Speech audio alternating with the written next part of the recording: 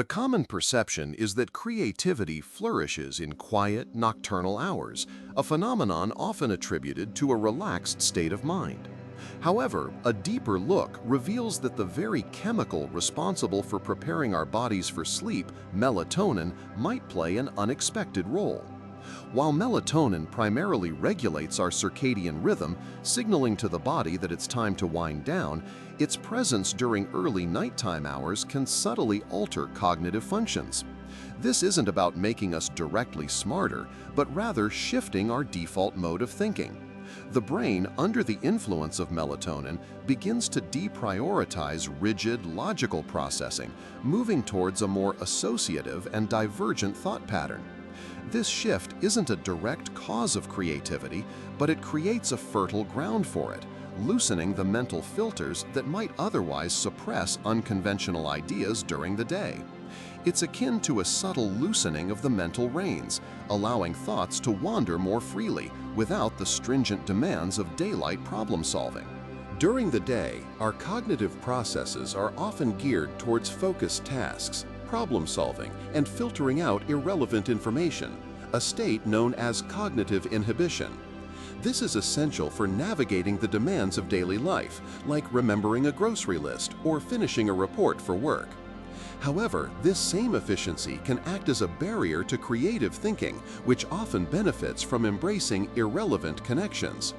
As night falls and the brain begins its transition, there's a natural reduction in this cognitive inhibition. This disinhibition allows for a broader, less filtered intake of information and a greater willingness to explore unusual associations between concepts. It's not that the brain becomes unfocused in a negative sense, but rather that its focus broadens, permitting the juxtaposition of disparate ideas that wouldn't normally connect during the highly structured daytime. This state is less about active brainstorming and more about passive, unforced ideation. Beyond internal physiological shifts, the external environment plays a significant role in nocturnal creativity. Daytime is often a barrage of sensory inputs: phone notifications, emails, conversations, traffic noise, and the constant demand for attention. This constant external stimulation can fragment attention and make deep, sustained creative thought difficult. Night, by contrast, offers a natural reduction in these distractions. The world quiets down, the phone rings less, and the urgency of daily tasks recede.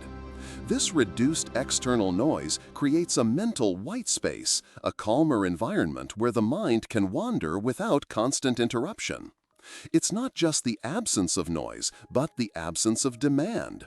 Without the pressure to respond or react, the brain can indulge in extended periods of free association and imaginative exploration, which are crucial for generating novel ideas. This quiet solitude provides an uninterrupted canvas for the mind's internal workings. Often, creative breakthroughs don't happen in a sudden flash, but after a period of unconscious processing, known as the incubation effect. You might wrestle with a problem all day, only for the solution to pop into your head when you're doing something else entirely, or even in the middle of the night. Nighttime, with its reduced cognitive load and shift towards divergent thinking, is an ideal period for this incubation. As we drift towards sleep, or even during periods of wakefulness in the quiet hours, the brain continues to process information at a subconscious level, forming new connections without the conscious pressure to solve. This unsupervised mental activity allows for the rearrangement of existing knowledge and the synthesis of new ideas in ways that conscious, directed thought might overlook. It's a form of mental defrosting where rigid thought patterns relax, allowing hidden solutions to surface.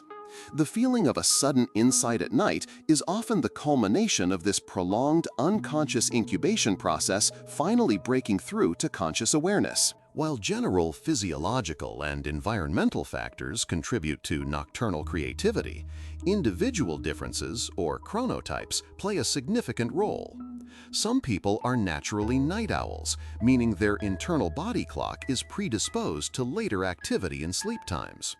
For these individuals, the nighttime hours align with their peak alertness and cognitive function, making it a naturally more productive and creative period. This isn't just a habit, but a genetically influenced preference in their circadian rhythm.